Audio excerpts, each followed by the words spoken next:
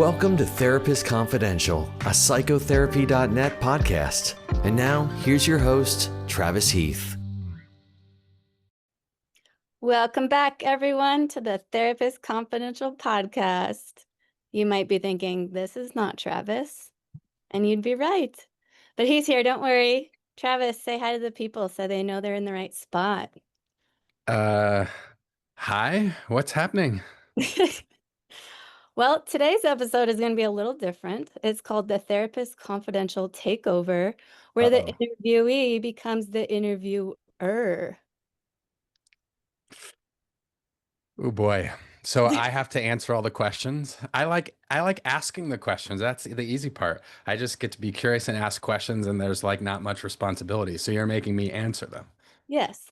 So this is what's happening. Let me give you a little background, though.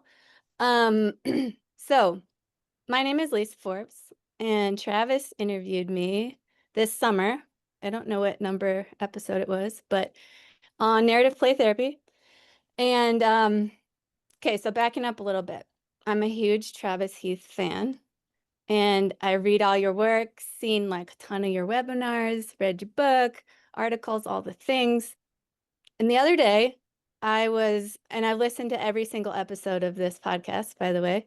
What are you? I'm Are you sounding okay? I'm sounding kind of creepy, but let me just keep going here. So the other day, I was walking down the trails by my house and with my headphones in, listening to episode 20 called The Gift of Stuckness. It was a lovely solo episode by you. And for those of you who haven't heard it yet, it's about getting stuck and what a joy and a gift that is, because sometimes the work starts when we no longer know what to do, quoting Travis. So I was listening to this podcast, and now, first of all, I want to say I love you as a podcast host. I love everybody that you've had on the show. I've learned a lot from it. And when I was listening to you in your solo episode, I was thinking, gosh, I really love hearing his ideas. And I kind of miss that because I hear you asking other people ideas. So then I had an idea kind of develop, and I was thinking, what if the people who Travis interview him and take over the Therapist Confidential podcast for a day? And I guess the suggestion landed with the folks at psychotherapy.net. And here we are. So I hope it's okay that the tables are turned on you today, Travis. Well, at this point, I can't back out, so I'm here. Let's do it. And I think as the podcast goes, I kind of am the person at psychotherapy.net with that. Although we have a cast of thousands behind the scenes, Shelly, Matthias, Kyle, so they all help with all of this stuff, but they kind of give me creative control. So when I said yes, you were in good shape there. And maybe now, I don't know, maybe I'm regretting it. Are you going to grill me? Like, what kind of questions are you going to ask me? Well, here's the thing. I think there's a lot out there on you talking about narrative therapy, which I love. And so I was wondering, I mean, I know that, maybe I'm assuming other people know that kind of stuff, but I think that's easy to find. So I was wondering if I could ask you some different types of questions, maybe some weird questions, things that are a little outside the box. Yes. Okay, I figured you'd be up for that. All right, so I don't really think you need much of an introduction, so it's okay if we just jump in. Just jump in, please. For the love of God, just jump in. Okay. All right, so I'll start with the easy one and something I'm actually interested in knowing. What are some new things that you're working on right now that you're excited about? Yeah, that's a good question. So I'm a little bit hesitant about the new stuff I'm working on because it's coming from a place of skepticism. And you and I have had some conversations over the last couple of years about like ChatGPT and generative AI, and you were way ahead of the curve as compared to me. I don't know as compared to the general public, but as compared to me, like you were using this in certain ways that sounded interesting. And then, you were like, oh, you should use this to do, help with this task or that task. And I was super reluctant. I'm less reluctant, but I'm still really skeptical of AI. And I find that it can be helpful in therapy, which is I don't even like saying that out loud because a part of me, I don't know. I don't know if this is how I was trained to be. Probably some of it's how I was trained to be, like in my formalized training and what a therapist is and what our job is and so forth. But there's this fear of like, well, AI is going to take over and it's going to replace therapists. And I've never really thought that, but the AI, it's gotten better so much faster. But like when I first interacted with it, it just told me I was so great. You know what I mean? All the time. Like I asked like a simple question. I'm like, I'm a big Denver Nuggets fan. When's the next Nuggets game? They're like, that is an amazing question, Travis. I'm like, really? Is it an amazing question? So I was really skeptical because of how validating it was, and it just thought I was great all the time. And so what I'm working on now, not by choice, is I have some clients, but one client in particular who's using AI as sort of like a therapeutic assistant or companion. And by that, I mean they're taking some of the themes and plugging it into AI. And then the AI is kind of spitting out in the third person accounts of their life and where they are, and they're gaining a lot by witnessing this. It's almost like they're reading about themselves in a story, which Mhm. is, as a narrative therapist, is super intriguing to me. And I'm like seeing the benefits. And now what this client is doing is he sends me summaries of all this because he also does like audio journaling during the week. He'll just speak into the phone. And so I'm seeing all of this and it appears to be really helpful, and I don't like it, to be honest. Like I want it not to work. Not for him. I don't want things not to work for him, but I don't like that AI is doing this. And he asked it some really cool questions, questions like, what are the things that I might not want to see about myself that I probably should? And so this is the part that I like, is that when you're asking it cool questions, I mean, it gives some cool responses and leads in some cool directions. And of course, he tends to be somewhat skeptical too. So it's not like AI just spits all this out and he's like, yeah, I mean, he points out the holes in it. But I'm seeing things that are useful in this and I don't like it. And so now I'm getting to the point where I'm with computer scientists in North Carolina pursuing like some research on using this. And I don't like any of it. And if I feel bad and like a sellout or something, it's a really strange feeling. And I don't even like really talking about it at this stage, but I'm going to present on it next month. So who the hell knows how that's going to go. But that's the newest thing on my mind. And I guess my thoughts are that I see most therapists resisting this. And so, as more therapists are resisting it and thinking it's not a good thing, or they're using it but doing it on the down low because they don't want to know then I think like, well, I'm going to lean into it more, even though I'm skeptical. So I'm a contrarian that way, I guess. The more therapists I see that talk about how bad this is, the more I'm like, I wonder about this. But at my heart, I'm still skeptical. So that's the newest thing that finds its way into my practice. And I'm super engaged with it. Like I can't wait for this session every 2 weeks with this particular client.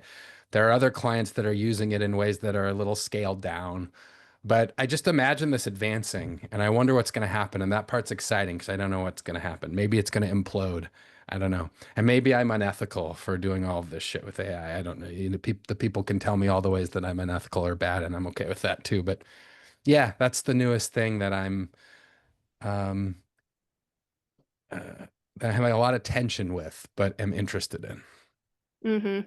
Yeah, that tension is pretty clear. It like I don't know, part of you really likes it, is seeing benefit, is interested in it, but then you literally said, "I don't like it." Like what can you put more words to that? Like what is it that you don't like? Hmm.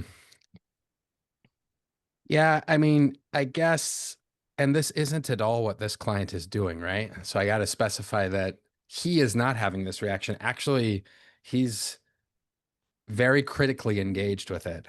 But yeah, I don't know. I have this worry that like, I think people are super complicated and life is complicated. Being a human being is complicated. And I worry about a tool that just oversimplifies everything, or just it tells you you're great. and or just tells you you're horrible all the time. That wouldn't be good either. But like I'm really interested in like complexity, complication, contradiction, like all of those things I think are just really essential parts of being human. And I worry that this computerized tool, it's probably not even the best way to say it, this artificial intelligence will somehow, take out some of that complexity. And to me, that's the most interesting part of people and of doing this thing that we call therapy is like the contradiction, the complexity, um, the way that we're all another way of saying that people say, well, we're hypocrites and probably, but then we're all hypocrites. Like we all have contradiction, we all have complication.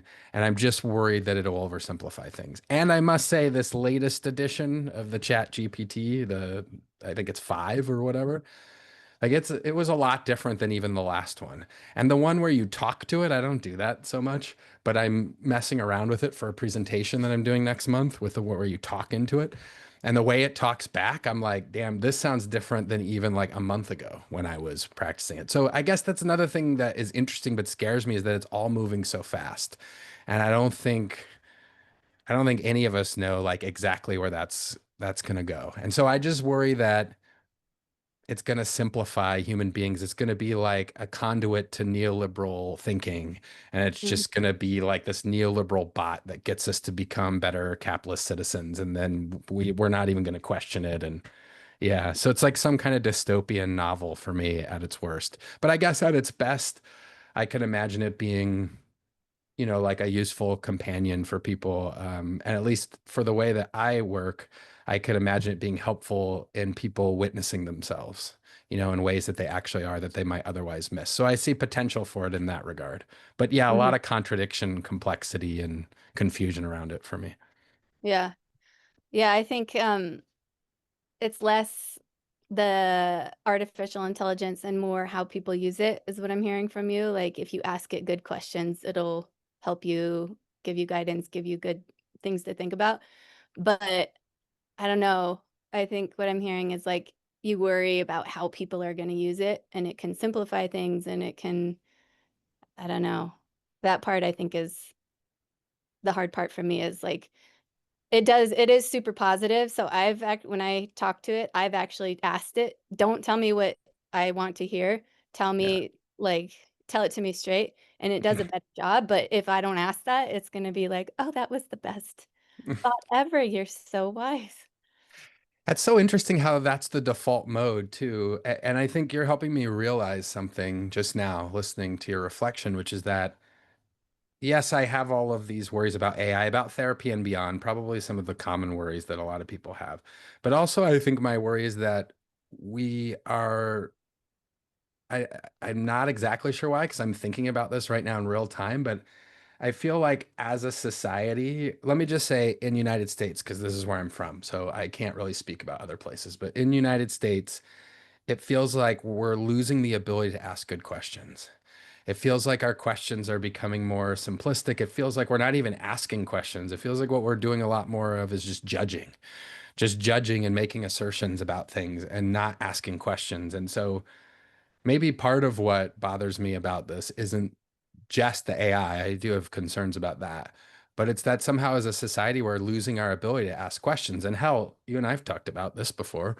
I mean, lots of times therapists in training get told not to ask questions anyway, which is it's a bizarre thing to tell a therapist that's learning how to be a therapist is don't ask questions. But I just feel as a society like we don't ask a lot of good questions. And I think some of it may have to do with the polarization of things. We just make assertions like this group is this and this group is that. And we're not curious about things in the way that I feel like we used to be. There are some people, of course, that are, I'm generalizing, but I'm saying as a society, it feels like our questions are getting worse and worse. And if you combine that with bots that just tell you that you're great, I mean, doesn't that just reinforce then this idea that we're sort of simple, perfect human beings and there's nothing that we need to work on? And that scares me. And the narrative therapy conference, I know you're aware of that next month. I think the title is something like Narrative Therapy's Unfinished Projects, which I really like that title. And it's It's interesting because sometimes I think narrative therapy goes too far. People may be surprised to hear me say this, but it goes too far in like making everyone a victim all the time of something, which I don't think was its intention. But it's like, oh, everyone is a victim of circumstances or systems, and it goes too far that direction. And then we don't recognize like the person's ability to make choices and relate to systems differently, right? Like to me, when it's at its best, it explores systems and it helps people understand the influence of systems and how they're operating, but it doesn't make us victims and helpless, right? It helps us understand then how maybe we can relate to systems differently. And the unfinished project thing, that's one of the things I think about in narrative therapy is it's been taken for granted is and sometimes it ends up with this feeling of like, oh, the person is the victim of everything. And when I see that happen, I'm like, boy, I don't think that's such a good message. I mean, I don't want to be peddling personal responsibility in therapy. I mean, that's way far the other direction. But this idea that everyone's a victim of something, and so to relate that back to Chat GPT and generative AI and all that. I mean, I worry if people have that mentality and they ask poor questions and they have a bot that just tells them everything they want to hear, like all that stuff together, ugh, like I worry about the outcome of that. Mm-hmm. Well, good thing you're looking into it and can solve everything and give us the answers soon. Yes, if we get this grant we're looking at, I'll have the answer for you by July of 2029. So stand by. I'll solve this for you. Okay, Yeah. we're waiting. Yeah. Okay, shifting gears. Um, some random questions. So not sure there's like a through line here, but just to pick your brain. hmm So how do you imagine therapists subverting the dominant logics of psychology itself? How do I imagine them doing it? I mean, I think there are some that already are. I mean, there are plenty of like narrative therapists I know doing this because I'm close to narrative therapy, but I think there are like existential therapists and others that are undermining some of these logics. I like that you said that plural. You're not supposed to say it plural, and I like that. The logics. Um, I like playing with words that way. So, for example, I mean, one that I think about often, you've probably heard me say it before, but this notion that what psychology and psychiatry calls psychopathology is 100% embedded inside of people's physical bodies, right? Like that's there are pretty easy ways I think that we can undermine that assertion, which again, often when I say that, and this goes back to this polarizing thing I was talking about earlier, people will go, "Oh, so you're saying it's not in their body at all?" And I'm like, "No, I didn't say that. I said it's not totally 100% contained within their physical body, right? I think there's an interaction effect that exists.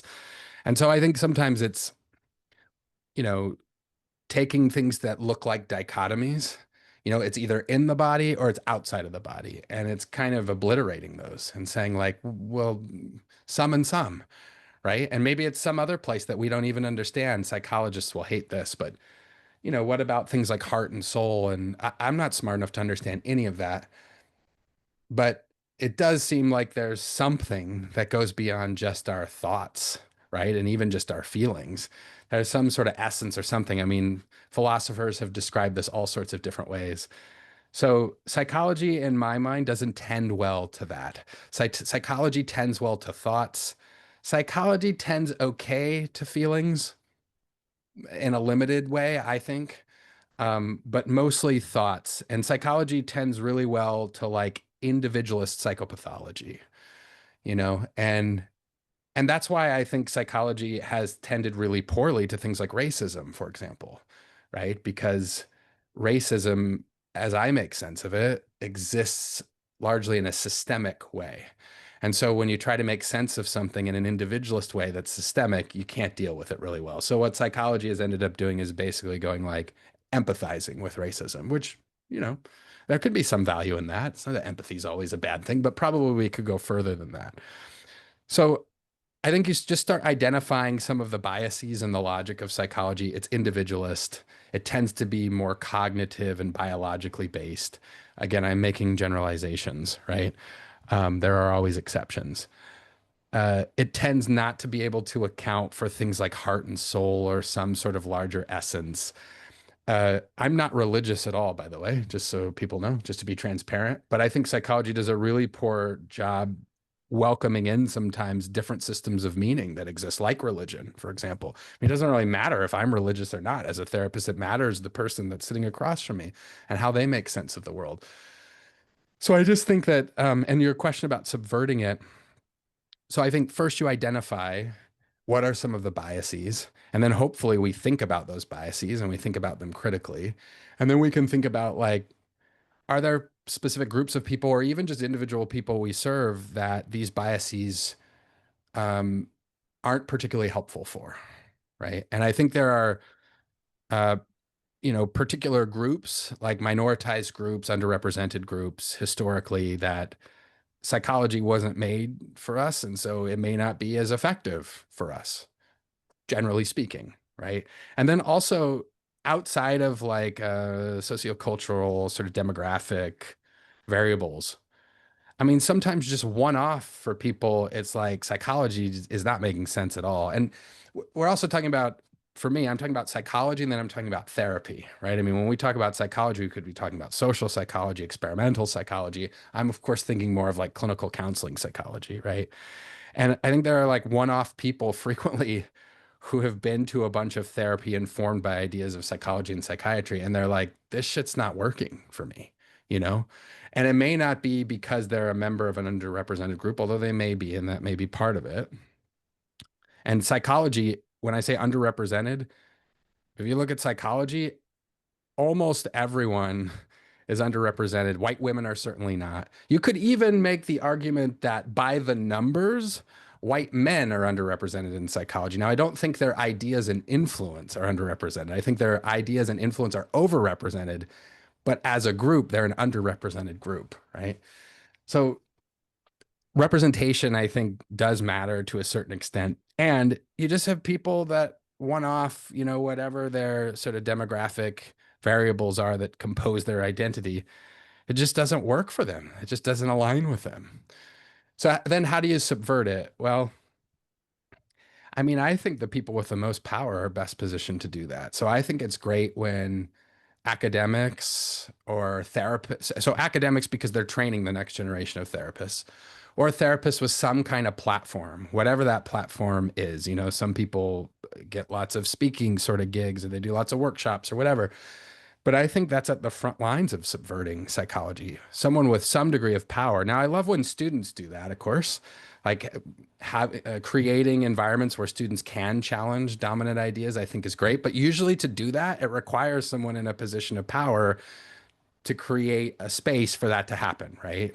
And so that's why I think those of us that have some degree of power in the field, I mean, it's on us to, and subversion to me can be fun. I mean, and in your area, it can be playful. I mean, sometimes people think of subversion as like the super serious game or something. I don't know. I find most subversive, this is an interesting way to say it, but it's true for me.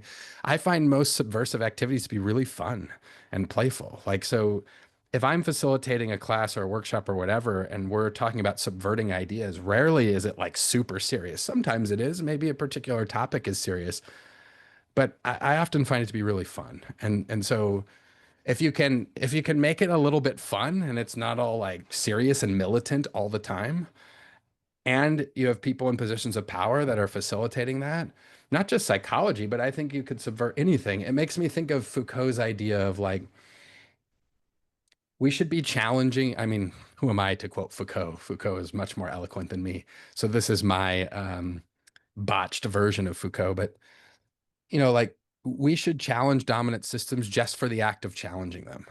Like, some people will go, well, but what do you have a better idea? What would you replace this with? I think those are important questions and we should entertain them. But we should subvert and challenge systems just for the act of doing that, because there's something that comes out of doing that that opens up possibility and that also keeps ideas that are at the top a little unsteady, Like, we should probably question things like CBT and manualized treatments, not because they're all horrible or they aren't useful for anyone, but just because they're getting a little too big for their britches and people are just accepting like, oh, well, that's just what you do. And like anytime I hear someone about psychology or anything else say, well, that's just how we do it. It's like, ooh, no, that's a red flag. We should challenge that and attempt to subvert it a little and see what happens.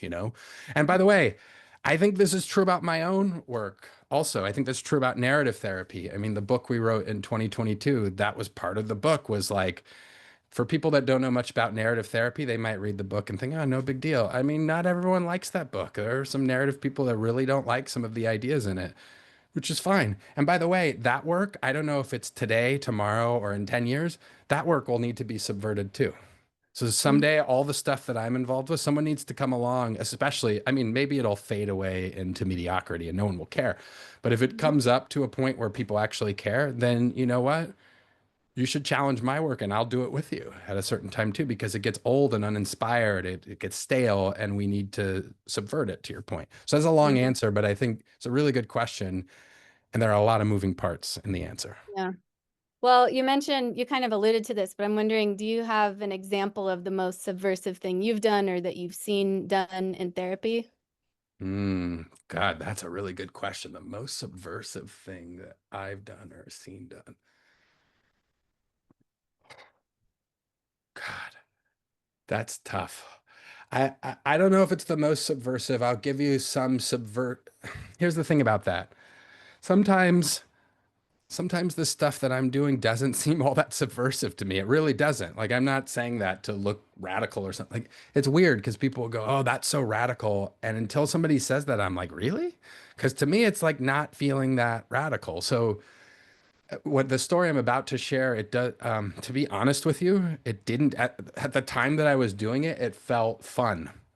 Well, I mean, maybe there's the connection between subversiveness and fun. So, so just keep that in mind. Like, I can't remember a time where I've been in therapy or just even in a classroom and I'm like, yeah, I'm gonna be subversive today. Like, that's not the form it's taken. It's like happened in the moment and it's felt fun. So just want to give that caveat. So I was working with, this must be like 15 years ago or something, a while ago. I'm getting old. I was working with a young woman who was struggling with disordered eating, and I was living and working in Los Angeles at the time, and she was, and for people that don't know Los Angeles, I mean, so public transportation sucks in Los Angeles. It really sucks. Like, there's a bus system and that's about it. And you have to have a car to get anywhere, and it takes 30 freaking minutes to get to the grocery store. Like, that's just kind of how it goes. Well, she didn't have a car, so she had to take buses everywhere, which in LA is a real drag. Like, you might have to hop on 6 different bus lines to get where you're going. So my point in sharing this is she saw a lot of those bus benches with like advertisements and stuff on them. And so she would take quite a number of buses to get to therapy with me. And so she was struggling with what the DSM would call anorexia. She referred to this as Anna. Sort of, I was in the early days of trying to, figure out this externalization thing and using it to some effect, anyways, with her. So, anyways, we do work for a period of months and she's feeling pretty good. She's in a better place. And I hadn't seen her for a little bit. And then she came back maybe, I don't know, 3 months after we were done. And at that time, I thought once people were done, they were done. It's like, oh, well, they've been healed. No, not they've been healed. Like, I have healed them. Like, this was in the earlier days. So I had a lot to learn on that front. But she came back and I, was feeling like maybe I failed or feeling discouraged or something, which of course you do this long enough and people often come back. And now I welcome that. But I was in a different space then. And so anorexia is I mean, it's the most lethal diagnosis in the DSM, right? I mean, it's a heavy thing to work with. So she came back and she said, I was reminded of Anna again. And she said, I started having all these feelings again and thinking about not eating and all this stuff. And so I go, well, what happened? How did this come to be? And she goes, well, I was getting on the bus stop, or I was at the bus stop getting ready to get on the bus, and I saw this billboard on the back of the bus bench, and it was like this stereotypically attractive woman. And she goes, and it just made me, I don't know why. She goes, I pass these all the time. I have no idea why this one did, but I just saw it and it made all that stuff rush back again. And then I was just like, I'm a fat piece of shit. She's saying all this kind of stuff that anorexia would invite her into saying. And so, or even mandate that she say, I guess. So then I asked like an innocuous question. To me, it was innocuous. I didn't have any forethought with it. It just came out of my mouth. I said, well, when you saw the bench, what did you want to do? And she said, like, well, I wanted to cross it out. And I wanted to put like, that like women don't have to look this way and women can look different ways, blah, blah, blah. I mean, I guess like today people call that like body positivity, but that term didn't exist back in the day. So, but she said she wanted to basically deface it. And I was like, huh, yeah, well, where's the bench? And she goes, oh, it's off of such and such. It was like maybe half a mile away. And I was like, well, do you want to do? I'll do that with you. Do you want to do it? And we had like a play therapy room. So we had, markers and paints. And she's like, really? And I was like, yeah, why not? And so again, no forethought with this. So we just grab the paints and the markers, right? And we walk half a mile through the streets of Los Angeles. And I'll lose my license after this story, I'm sure. But I was not licensed then. I was practicing under the license of somebody else, which makes it worse. But we walked there and we defaced this bench. Actually, it was really awesome. And you know, uh, she came back like a few times after that, but she was really done after that. And then I had two stints in LA. So I had a stint during my master's work, and then I did my pre-doc work where I moved back out to LA. So I actually connected with her when I was back out there and was talking, which is an awesome like opportunity. You don't always get to know how these things turned out. But she talked about that as being like a seminal moment for her. And she said it wasn't just the act of defacing the bench. She said that there was like solidarity, and I'm paraphrasing, solidarity in us doing that together. And I Mhm. thought like, wow. So that feels pretty subversive, but like the story sounds subversive as I'm saying it. But when I think about what I was doing in the moment, is I was almost just kind of being like a little defiant, sure, but almost just kind of being a little silly when she said that, like, why I wanted to do this. And I was like, well, why not? Like, why don't we go do it? You know? But in retrospect, it feels subversive. Should it feel subversive? I don't know. I mean, I guess I'm encouraging people to, you know, destroy property or, whatever it might be, deface public benches. But, if that, like, that feels like a small price to pay to me, um, Mhm. you know, defacing a bench for, somebody's peace of mind. And I think one reason why she found it helpful is it was like doing something publicly. There was something about the act of doing it publicly. It's like it took this thing that felt very private and shameful to her, and she was made to feel private, like it should be shameful and private. And then she just sort of said, fuck you, right? And resisted it in some way. It was like an act of resistance, I guess. So yeah, that one comes to mind when you say subversive. Is it the most subversive? I don't know. I'd have to think back, but that's the story. Yeah, I love that. And I think a lot of people would like have a lot of questions about that, like Yep. ethically and morally and all these things. But Sure. I don't know if you think about the ethics that we are quote unquote supposed to follow. Hmm. We're supposed to do well by our clients and we're supposed to give them autonomy and we're supposed to, make sure they're benefiting from the therapy. So if you had simply talked about that bench and in a logical verbal sense, it wouldn't have made the same impact. So in a sense, you're doing better by the client by doing that. Yeah, I mean, I also acknowledge that it could have gone horribly wrong. Who knows what happens? Or, I have shared this story before. I can't remember what context, not like a ton, but some of the questions were really interesting to me. They're like, well, what if she got hit by a car on the way to the thing and then you'd be liable? And I remember just thinking like, well, this is a grown ass woman. Like, first of all, like she can make her own choices.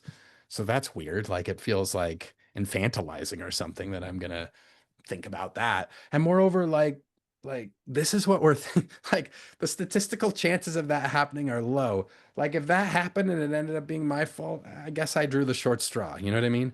Like now if it was a more clinical worry of like, because it could have gone poorly, I guess. But here's the thing, not everything goes well that we try. I don't know about you, but I still have stuff that I'm doing with people and really stuff that just is in conversation, just in an office or whatever, or on Zoom, and it doesn't always go well. Mhm. So like, yeah, I guess we always have to leave it open to the possibility that it doesn't go well. But Actually, now, 20 years or however long it's been since then, would I do that again? Hell yeah, I'd do it again. I think I'd do it a little more intentionally, though. I hope, and I maybe even be able to facilitate it in a way that might have some additional benefit. Whether that would be actually the case, I don't know. But I'd like to think that maybe I could do that a little more intentionally. But what I don't have 20 years later is regret. And like, oh, I wouldn't do that. So yeah, I agree with you. And I think sometimes like doing irreverent things can be really therapeutic. Of Hmm. course, you have to be thoughtful about those things. And there are ethics in the profession that we need to, of course, consider. And there are also human ethics that we have to consider. And I think some of the most interesting ethical conversations are when those sort of things collide. Hmm. I love that example so much. Thank you. Haven't heard that one before. Okay, next question. Mhm. What subcultures or like misfit groups have most influenced how you think about therapy? I think about therapy. Yeah, interesting. There's probably just some overlap in how I think about life too. I mean, I think hip hop culture has influenced a lot in how I think about life and in how I think about therapy, how I think about who's afforded a voice and who isn't. You know, again, a nod to the narrative people, Foucault. What does he say? What can be said, who can say it, and with what authority, essentially, right? Like hip hop has a lot to say about all of those things, you know? So, and the thing I love about hip hop culture is one, it's a culture that it's a subculture because it emerged from Black folks, right? And it's a subculture that becomes a popular culture and adopted by everyone, and then it shifts again, right? And it starts in the same place and then it moves like, you know, off to more generalized white America. So I think there's something interesting about how that progresses, the through line to that. But hip hop ideas and foundations have certainly shaped how I think about things. And is hip hop a subculture? Yes. And then it becomes popular culture, which is interesting. So just thinking about the use of subculture. I'd say I'd call this a subculture. And this is also connected to hip hop, but like a culture of basketball. I mean, I grew up playing basketball and sports in general, but especially basketball. And there's something about basketball that to me, like this is going to sound weird to probably most people, but basketball just started. I was at a basketball game last weekend, and there's something about the squeaking of the shoes that I don't even hear, but like it's there. The way the gym smells, which sounds totally weird, not like an arena, it's got to be a smaller gym. The way a basketball feels, all of that stuff, it appeals to all my senses. And so there's just something that runs deep in me about that. And then in terms of like, well, how does that influence therapy? Well, because like basketball has this amazing blend of you have one player who could do like really amazing things. So there's space for one player to have lots of creativity and individuality. And also it exists in the space of a broader collective.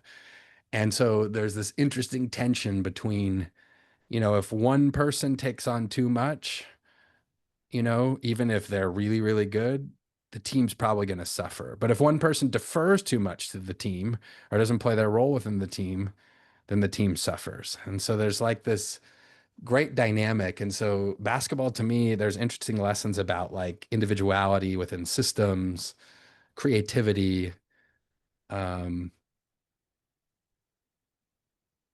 and there's something therapeutic about it all to me. There's something therapeutic about like shooting a basketball, which then makes me think, you know, we've talked some about this with our friend Clayton Norman and others just about movement. I mean, for him, it's like skateboarding and stuff. But, you know, I was talking to Thomas Doherty in the last podcast, and he was talking about doing walking sessions with clients. And so I don't know, like we're so linear sometimes in how we think about therapy and what's possible and what we say isn't possible or shouldn't be done.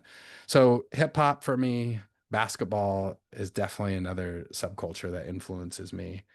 And then I think I love like, and hip hop has some of this, but I love any kind of grassroots, almost underground systems of knowledge or understanding, you know. And so when I think about this, I think of like Fred Moten's work and people that, I mean, he's a scholar and he's written books and stuff. Yes, but not books that most people read. And there's this sense of like underground work that's being done that's subverting the academic system. It exists in the bowels of academia. And any of us that have been in academia and any of us that are not white men like know the kind of work that gets done underneath the surface. It's underground. And so whatever that is, I don't know, it's like a subculture of underground knowledge and activism and work. Like that definitely influences how I think about therapy because therapy can be a very subversive act. Therapy can be a rebellious act. It can be a lot of different things. It doesn't always have to be or need to be, but it can be. So yeah, hip hop, basketball, and like underground sort of systems of knowledge and activism. I think those influence the most, influence my work the most. You want to know something funny? Yes. One of my questions was about Fred Moten. Ah, nice. You kind of answered it if you didn't add to it. But I was going to say, I know that Fred Moten's ideas have had a big impact on you. So I'm wondering if you can talk about how Fred Moten's ideas have found their way into your practice. Yeah, that's a really good question. Well, I mean, uh, there's a lot to say about that. The first thing that I really appreciate about Fred Moten upon like learning of his work and not so much reading his work. If you've never read his work, I know you have because we talked about it. Um, it's an experience reading his work. Like good luck. To me, like Moten's like the Black Foucault, man. He's like our Foucault, you know, like he's gonna stand the test of time and he's like a deep philosopher. And like you read a couple of pages of Fred Moten, I need to go for a walk for an hour and think, you know? But when I hear him talk, so most of what I'm about to say comes from hearing him talk. The way he talks like you're not supposed to talk. I mean, what's the thing? Say the quiet part out loud, which everyone says they say the quiet part out loud, which means they're not really saying the quiet part out loud. He actually does that. And I was just struck by like he's influenced me because he just says shit. And he just says the thing you're not supposed to say, not supposed to in air quotes, you know?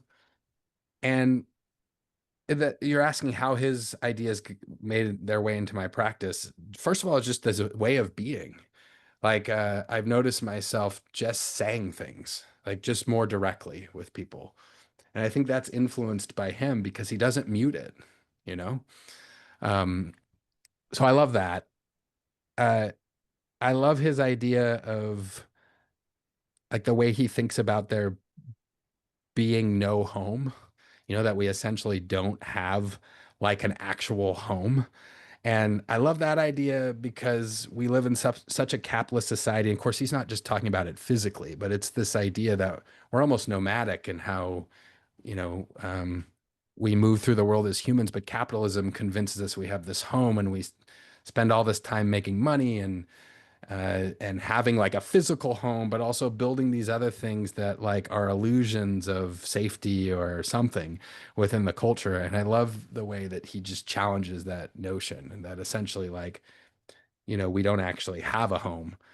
And then of course, you know, a lot of this, I mean, he's just got so many interesting ideas. Like when he's talking about the statues, you know, when people were taking down the statues and he's talking about like all this, I think he called it like, you know, symbolic bullshit that's happening that really doesn't do anything. And then I remember during after George Floyd, when the protests were really ramping up, he said something like, if I have to, you know, read one more bullshit performative email from a university dean or whomever, you know, I'm gonna explode. And God, I really felt that too, because it's like at that time, now I hear a lot of people saying that, but at that time, not many people were saying that. They were like, oh, good, there's this like racial justice movement that's happening. And he was just kind of like, nah, I think this is bullshit. I don't think any of this is going to stick. But if you go back to 2020, 2021, people were like, it's a new time. And like he was like, nah, this is the same thing. And he was talking about how historically the same thing plays out. And he doesn't think anything's really going to come of it. And he's right. Here we are in 2025.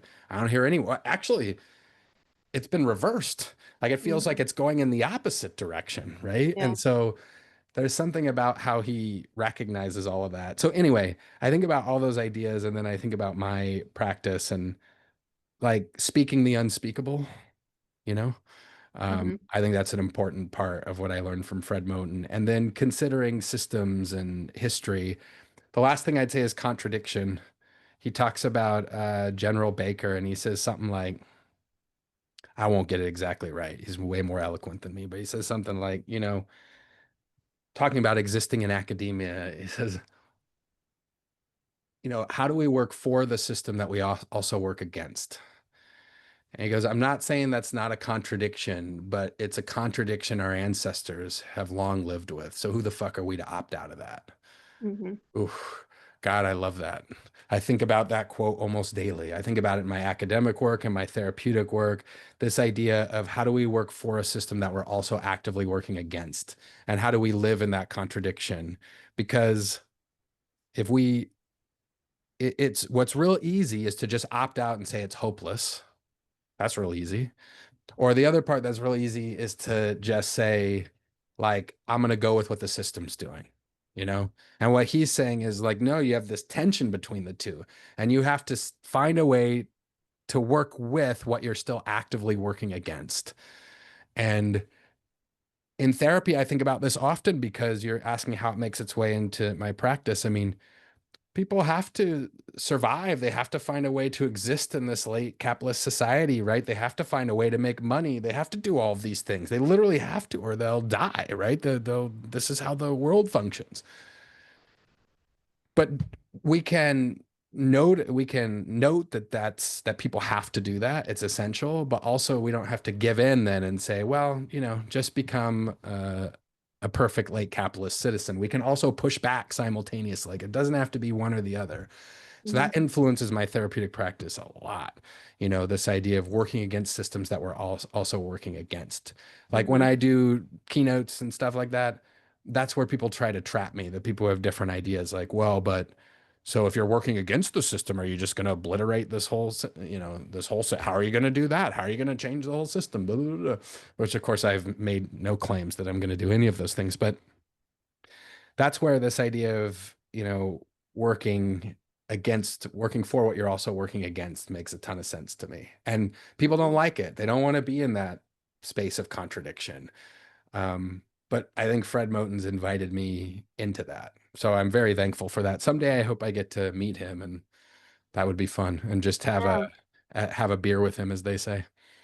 I was thinking you should have him on the podcast. Oh, Lisa, that's a damn good idea. Well, I know, I'm full of good ideas, I see if tell I you. can make that happen. You are? I'm good. I'm full of good ideas, but then you need to implement them. Fair enough. That's a good Okay. one. I'm going to see if I can get him on. Little old me. I don't know what sort of shot I'll have, but I'll see. Right, right. Okay, so this kind of relates a little bit. You've named some people, but I'm wondering if you could build like a therapy family tree of rebels and misfits and troublemakers who shaped your thinking, who would be on it? Do they have to be therapists? No, Okay, good. like Moten would be on there. He's not a therapist, right? Yeah, he'd be on there. Um, yeah, I mean, I'd start with some people that go way back before I was a therapist. Um, I had a basketball coach in high school named Eric Willis. I'd put him on there because he asked really good questions. I just remember, like, as a coach, he asked good questions. Coaches didn't ask questions, they gave directives. And he always asked questions. And they weren't like, they weren't to set me up for anything, but like, hey, what were you seeing there? Why did you do that? Not like, why did you do that? But just, hey, what are you seeing there? What do you think about this? And I just remember he would ask questions, which was so different than anything that I've ever seen. And so, as from a coach, so I think, I've always been interested in questions and being around him, in a setting where you weren't supposed to ask questions and give directives. I put him on there. I think I'd put both of my parents in there as well from my earlier life. My dad, because he read everything all the time and read a bunch and taught me to read. And I think reading is so underrated, and it's such a cool thing to do. You can learn so much about reading, and also, to read things that I think I'm not going to agree with. Like I still to this day, because my dad would read all kinds of different things. I try to make sure like at least a third of what I'm reading, one out of every three things, are something I think I'll disagree with. So I put him on there. I think my mom I'd put on there just because, she was a teacher for a long period of time, and she had like I don't know, she had just a real, and still does have a real care for human beings and that sort of thing. So, I think all of them from my early life would be on there.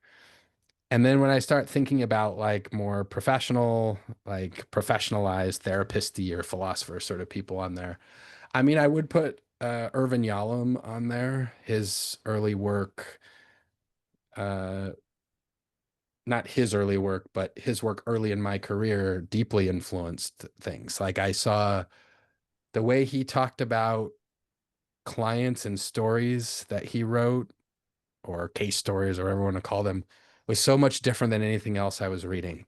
And the people became humanized, and they weren't being operated on, they were being collaborated with, you know? And so those stories were like deeply influential for me as I was coming up. Um, I would put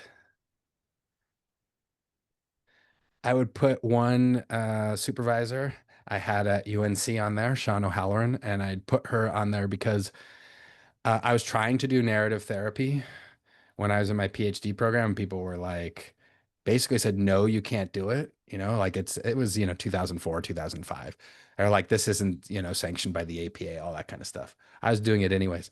But she said, you can do that narrative stuff with one of your clients, which was a really brave move. I knew what she was doing, because if she said I could do it with one, it was opening up the door for me to do it. How are you going to know which one you're doing it with? Right. So I felt like she was like taking a stand and supporting me. And so that feels really important, not only like because it's was supported me, but it taught me something about like operating in academia and formalized education and like taking a stand for something. And in a place where I didn't feel like there were a lot of people taking a stand on my behalf, that felt important. And then, as I keep progressing forward, I mean, obviously David Epstein influenced my work a lot. Tom Carlson, Sasha Pilkington, Sunny Palyaka, Kay Ingemels. I mean, a lot of these sort of narrative therapists, Makungu Akinyela. I mean, I could go on and on with a group of like narrative people uh, that have influenced my work and continue to influence my work. And then, I think there's just a lot of like oddball. I mean, by when I say oddball, I don't think Fred Moten's an oddball, but to like most people in therapy, who's been assigned reading or a video of Fred Moten? Probably nobody, unless you've been in my class, right? But I think of Fred Moten, I think of Robin D.G. Kelly, I think of Angela Davis. Um, gosh, there's got to be others. Foucault. But yeah, Foucault for sure. Thanks for raising that one. I'd put Foucault on there, but I have an interesting relationship with Foucault, in the sense that I worry that narrative therapists call on Foucault too much. He's almost become like a deity, and he's not above scrutiny. And I worry that he's becoming above scrutiny in narrative circles. And so it's nothing personal against him. It's just more the way that um, he's been deified by people. And I don't know. That's something that really worries me in anything. Like once someone becomes deified, it's like, Mm-hmm. I mean, he was a dude. He had interesting ideas. If you look at some of his personal life, I mean, he had some challenges, and we're human beings. We all have challenges, but like the deification thing is, it's icky. But yeah, the other thing about Foucault, I want to say is this doesn't just involve Foucault. Of course, I was just talking about Fred Moten as well, but I feel like sometimes people write in a way to sound smart. And Mm-hmm. I worry about that, like that has its place or whatever, but I wonder how it would be different if we wrote in ways that were more accessible to a lot of people. And at least for me, I read a lot growing up, you know? And then I read Foucault and I was like, what is this dude saying? Like it just, there's some translation stuff. I mean, it can be complicated, of course, but the point I'm trying to make is not one specific to Foucault necessarily, but I just worry about how we communicate and how we write. And are we doing it to make ourselves sound smart, or are we doing it to best communicate a message that we're trying to communicate? And what kind of message does that send to young therapists, young academics? I worry about all that stuff, but I'm sure there are others that are on my tree of life here for therapy, but that gives you some idea of some of the folks. I love it. It was a great visual. Okay, 2 more questions. Is that okay? That's okay. Keep going. Okay. So this one's weird, and I don't even know if it's going to make sense. So if it doesn't, we can figure out how to ask it differently. All right. So if you think about therapy, traditionally it's with an individual or a couple or a family, but it's like an individual person or unit, single unit. So imagine if a whole community could be personified and come to therapy instead of an individual. What would that work look like with them? And like, what would be a meaningful outcome of that? Well, I think I've dabbled in this in that, I've worked with sports teams, for example.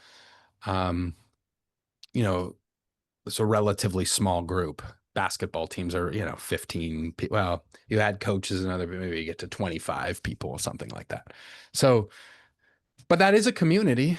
That is a small community. And the way that I've done this, which is not the way to do it, I don't know, there's probably lots of ways to do it.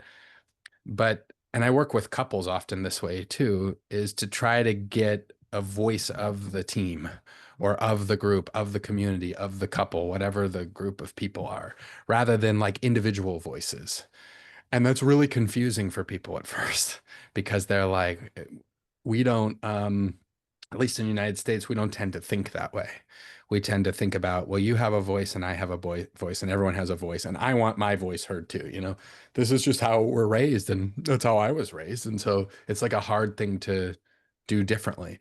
But I've found that can be really useful. So I will ask, like with a sports team, for example, ask anyone who speaks to speak in the voice of the team, which is, if you're going to try this shit, you better be persistent because people will look at you like you have 3 heads and they'll be like, what does that even mean?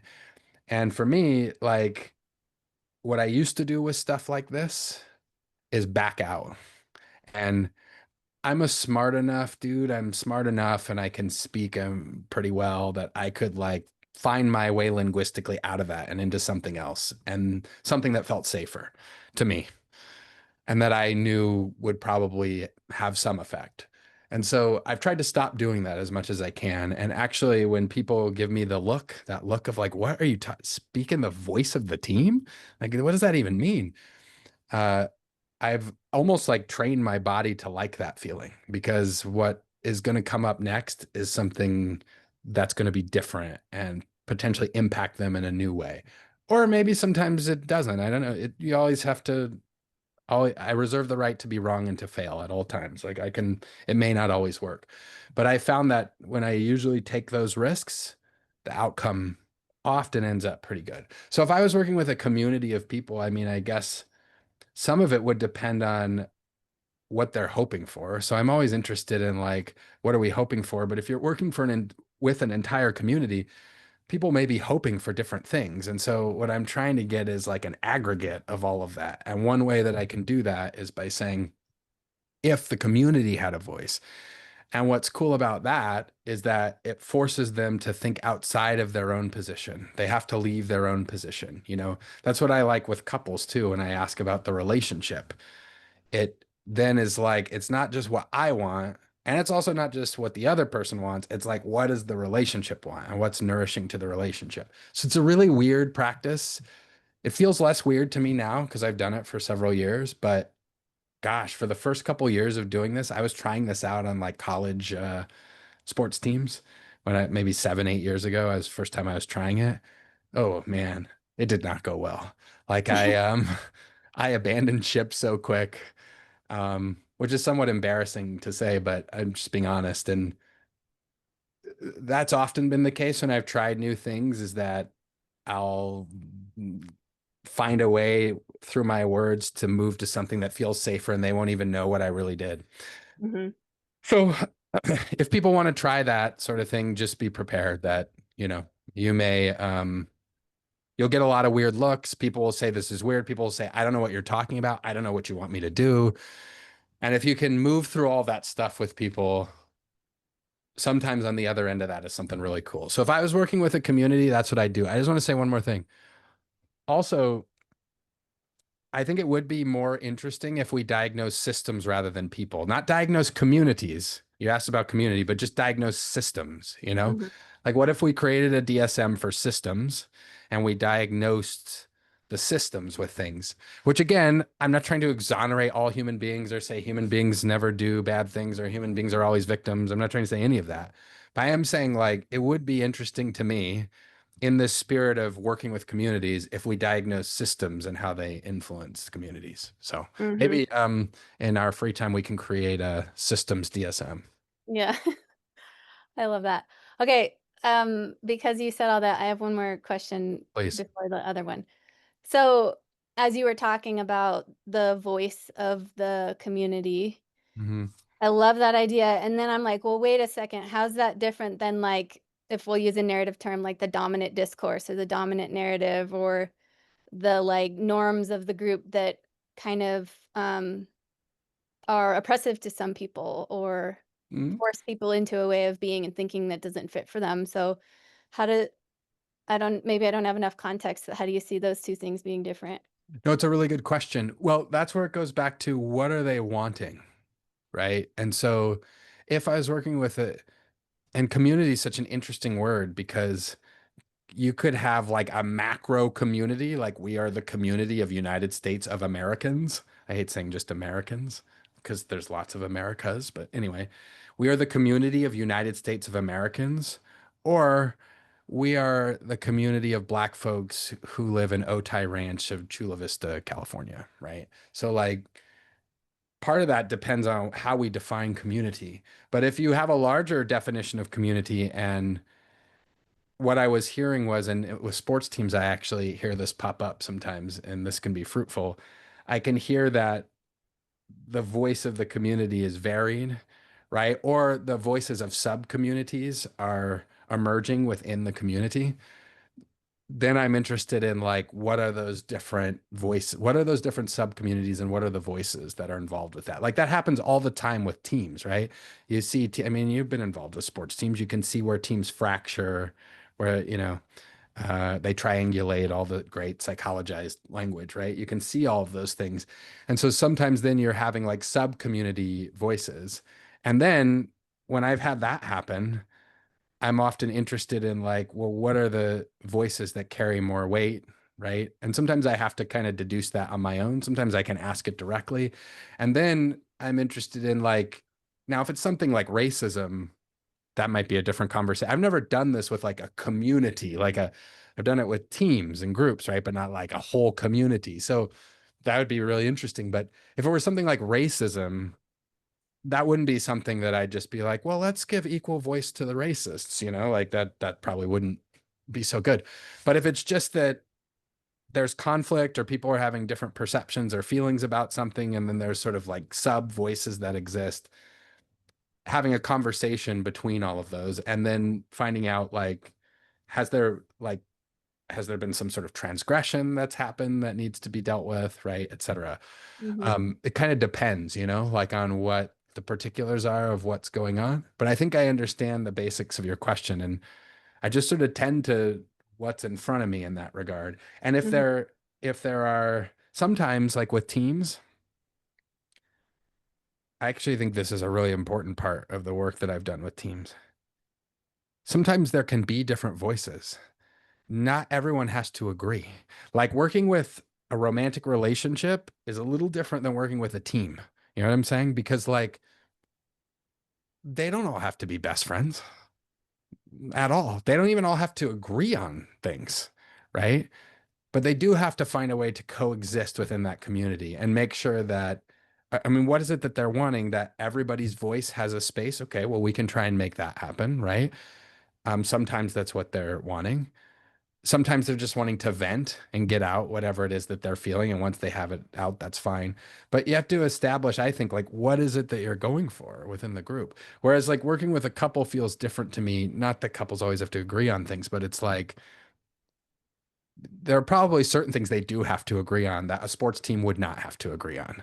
Like I can be successful in a community and a sports team and we can win, which is our stated objective, at least for professional and collegiate sports. This is what we're trying to do is win, right? We can do that and not like each other. Probably for a couple, if they don't like each other, that's not going to go so well. So it depends on like what the group is and what the group wants and what they're after. And so then to your question about the dominant discourse of that or the dominant narrative, dominant ideas, yeah, like if I was seeing that, perhaps I do see this with sports teams.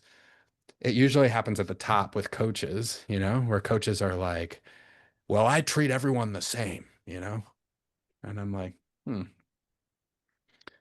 that's an interesting idea. Where did that idea come from? How did you learn about that idea? Have you seen that idea is being helpful right now with your team? And of course it's not, or I wouldn't be there, right?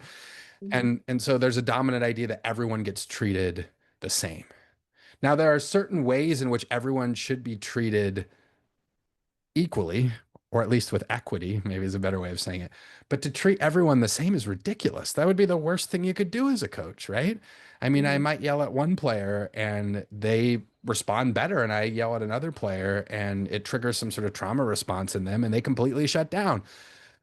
Mm-hmm. The example there being that there's a dominant idea about how the person in charge is supposed to act, right? And then sometimes that idea might need challenging. So and if you can do that effectively, you can come up, I still think you can come up with a voice of a team or a community or whatever. I haven't done it with like a large community. That would be a lot. But I still think you could do all of that, right? But it just depends on the particulars. I'm forgetting the name. Sorry, I'm tired, but not tired from the podcast, but just tired from not sleeping Like, enough. okay. I was tired from not sleeping enough. This is great. This is very energizing, actually. But there was an anarchist community in Denmark that I visited. And what's really interesting is most people think about anarchy, the way that Trump or someone talks about anarchy, like people are burning things in the streets, which of course is not anarchy at all. But the way it just means like the way that this community figured out like the rules that they wanted, it was all negotiated in conversation with one another, right? There weren't these hierarchies and these people enforcing these rules. It was all community based on conversation. And actually, I think if I were going to do this with a community, I'd start with them. Again, for my friends in Denmark, I apologize for forgetting the name of this community, but I would go consult with them. That would be the first place I would start because I remember being there and listening to them and thinking like, damn, they're onto something here. It's a relatively small community. It's not like New York City or something, but I think they do have some like insider insight into how you might go about navigating this with the community. Mm-hmm. Yeah, I'd love to see you work with the US of A. That would be really interesting to see how that plays out. It'd be fun to like write a fictional account of that. Boy, the actual thought of doing that is tricky. I have to give this some more thought. This is a really great question. And I know like Carl Rogers towards the end of his career started thinking about like how he could apply some of his core conditions to like negotiating world peace. And of course that didn't happen. I don't think that could ever, maybe I'm too cynical, but I don't think that would ever happen. But I do think like you could get somewhere, but boy, like now you have me thinking about what size of community can we work with, because I don't know how effectively I could work like a sports team. I can do that. I've never worked with like an American football team. They have like 60 players and all these coaches. That feels like way different than I would do. Like if someone asked me to do that, I would feel way different than how I work with a basketball team. So I think, and they're both sports, they're both professional sports, both in the United States. It feels like, each of those could be very different. So I think it would have to be very specific. But thinking about working with the US, I mean, just really quickly, I feel like there's kind of in general three groups, right? You've got your two party political groups that are on opposite sides and hate each other. And then you have a lot of people, I don't know how many, but it feels to me like a lot, a large percentage that are somewhere in between and are like, I don't really get down with either of these groups. And they're trying to figure out like how to exist in this. So you basically have three choices. I wonder what would happen if you had four, five, six, seven, eight choices, and you really only have two choices in terms of your voting, but you can withhold your vote. So that gives you a third choice. And it just feels like there's such a limited possibility. So if I was working with USA, I guess I think I have a pretty decent idea of what some of the challenges are. I would still, I guess, ask the collective USA about the challenges to make sure I understand them correctly. But my gut tells me the way that I would go is I would want more possibilities for people because it feels very limiting right now. Mm-hmm. Okay, we're Yeah, going over. But one that's last okay. question, you have to answer it succinctly. Okay, walk with Okay. that. If people 100 years from now told folklore about therapy, what stories would you hope they passed down? Oh, that's a great question. Succinctly. Yeah, right. After that question. Um, I just want to be clear that you're the one making this go longer, not me. that's 100% correct. I take full responsibility for that. And you asked really interesting questions. So you are culpable in that way. Folklore. I guess I hope that the stories that would be told are stories of,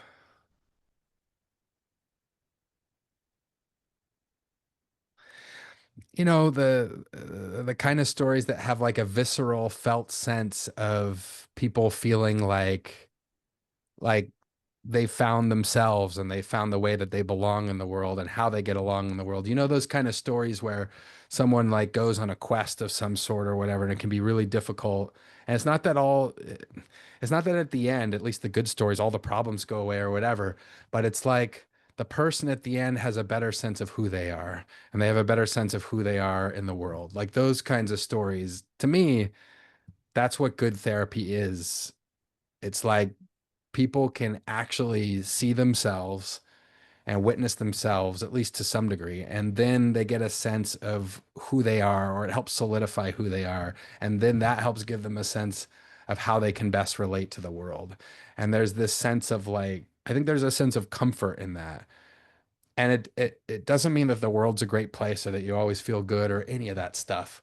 But it means like you've traversed some really difficult things and you've moved through it and you've learned something about yourself and the world and how to relate to the world. And I think there's something really beautiful in that. And I guess also there would be a theme of like healing. I think therapy often, maybe not always, there's some sort of healing that happens. And it's not always like healing from a huge trauma or something. Sometimes it is. But I think like and I would hope that it wouldn't just be the content of the stories. I hope the stories would be told soulfully. Like when people think back about therapy, and they're telling the story, they're not telling the story of like a technical story of like, well, they gave me this intervention, which sometimes that stuff's helpful. I'm not saying it's not, but I don't think that really makes an impression. Like if I think about my students, for example, that I've had over the years, I mean, if I was on my deathbed and seeing some of my old students, I hope they wouldn't come through and they'd be like, remember chapter 3 of Theories of Personality when you taught that?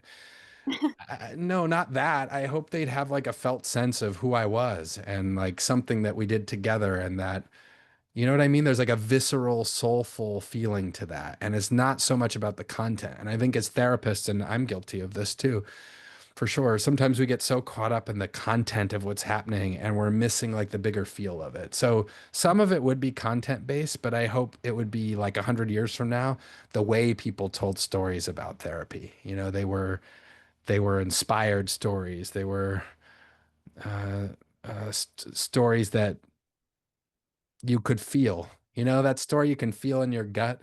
And then Mhm. someone asks you, you watch a movie or you read a book or you hear a short story, whatever it is, or even you listen to something on a podcast and people are like, how was it? And you're like, oh man, it was awesome. And they're like, why? And you're like, I don't know. Like, it's just something. When that happens for me, I make a lot of noises. I'm like, oh gosh, it just, you know? Like, it touched them somewhere. So I hope the stories would be that way, that you'd hear in the people telling the folklore. It's like they're by the fire, if we still have campfires in 100 years. They're by the campfire and it's riveting and it's soulful and people are into it, which I think if you told stories about therapy now, there wouldn't be a lot of that. I think you'd have a lot of dozing off at the fire. But I'd hope we'd have like soulful conversations about it in 100 years. And those are the stories that would be told. That feels so like heartwarming to think about. I hope you're right. Well, I mean, we could probably talk for the next 18 hours. I have literally like 15 more questions, but I appreciate your willingness to do this and playing along. And it was fun. Thanks for your questions. Maybe you'll have to come back and interrogate me a little more. I'm just joking. It didn't feel like an interrogation at all. You asked I'm not surprised at all.